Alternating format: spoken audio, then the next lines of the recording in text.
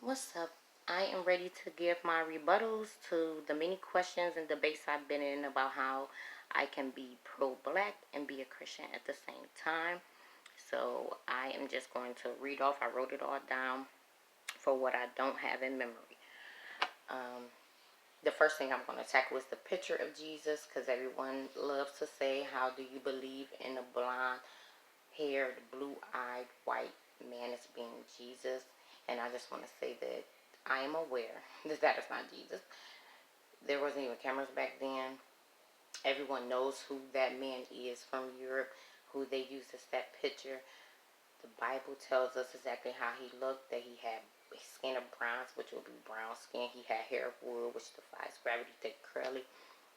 That he was born and raised in Africa.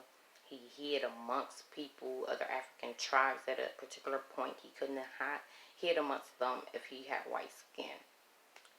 That wouldn't be hiding at all. He'd be sticking out like a sore thumb.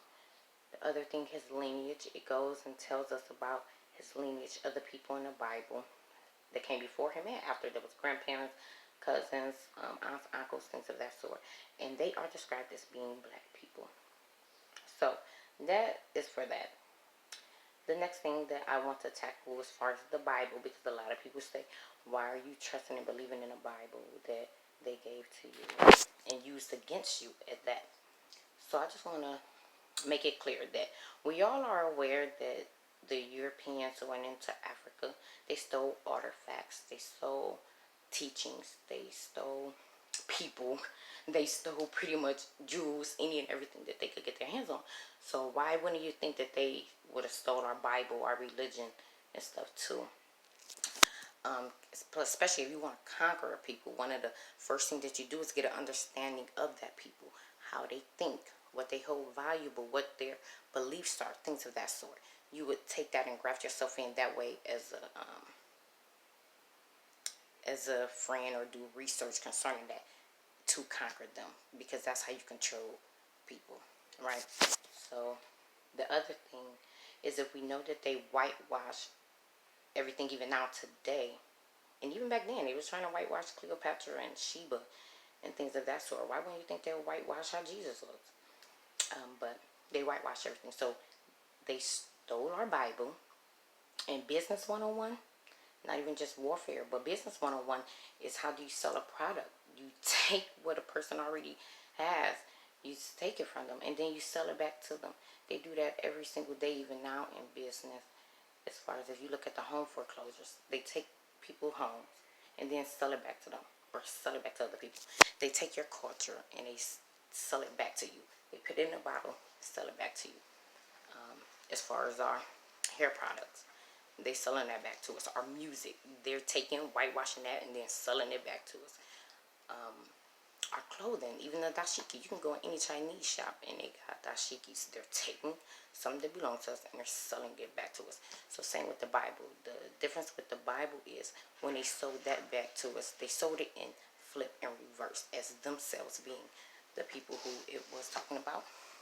Which, if you actually read the Bible, you would know it cannot be who they're talking about. It is a history book.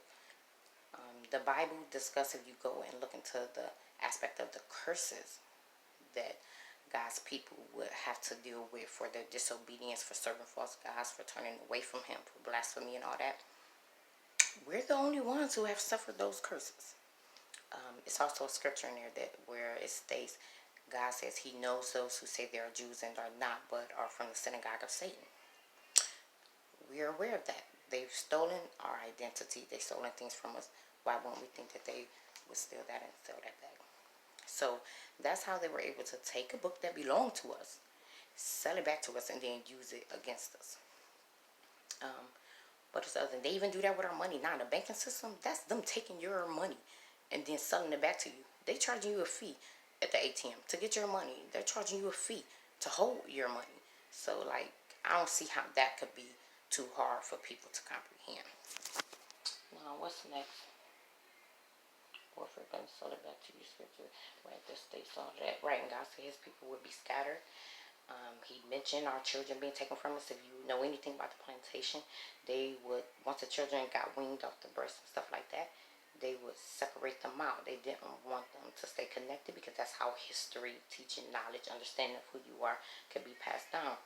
But anyway, the other thing, people always want to bring up the fact that there are other stories about the Virgin Mary and Jesus concept, where they bring up the fact that there was other religions before Christianity.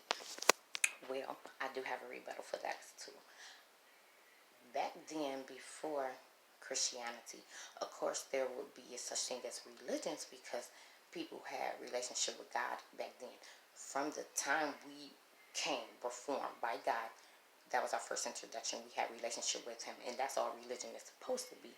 It's a term that I really don't like to use because I'm not religious, and religion is man-made. But when you look at it in its purest form, religion is just your relationship and your show of action of your relationship to God. That's what it is. And of course, they had that before Jesus came. The other thing, it had been prophesied before Jesus came that He was coming, that it would be a woman who would bear a child as a virgin. So if that had already been prophesied, Satan knows that, other people heard that, kind people gonna take advantage of that all the time. No, oh well, it's saying that a son of man is gonna come, that the seed of God is going to come into the earth. Of course, people ran with that if they wanted to gain political power or religious power, gain influence, gain money. Of course, they're going to go and say, oh yeah, you know what, that's me. I'm the Virgin Mary, this is my child. And that's where you got all those other stories because, of course, people wanted to take advantage of it. And then furthermore, on a deeper scale, Satan wanted to already give an influence of counterfeits and disbelief for other skeptics, to make people more skeptical of when the true Messiah would arrive. So that's how you could answer why there were other religions before Christ, before Christianity, and how there are other stories that are similar to the story of Him. And plus, you gotta look at the fact you have different languages. Different languages means different names of these same characters, right? So in different languages, they're going to have different names, but they're telling the same story, talking about the same Messiah in some instances, because there were counterfeits, liars, schemers, con people. But then you also have to look at the fact that I just forgot my other train of thought, actually. We was talking about the counterfeits. We talking about different languages. Oh, right, but I'm still talking about the same person. And then just think about it even now when we tell a story. You may forget certain parts. You may add on certain parts and stuff like that. So a lot of it went with that. And then the other thing is, when you look at religion, Paul Mooney said it best. He said, God knew men. He knew men's heart. So when he wrote that Bible, he got in mankind's behind because, right, they had to look at themselves. They had to make some adjustment changes. And he said man didn't want to do it. So they said, I got to get with something else because this ain't going to work for what I'm trying to do, my lifestyle and stuff like that.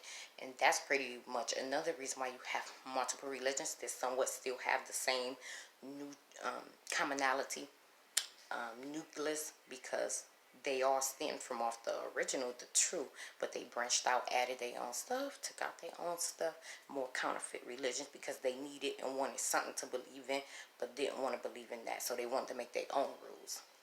And that's where you have religion being man-made. That's where that aspect comes in from.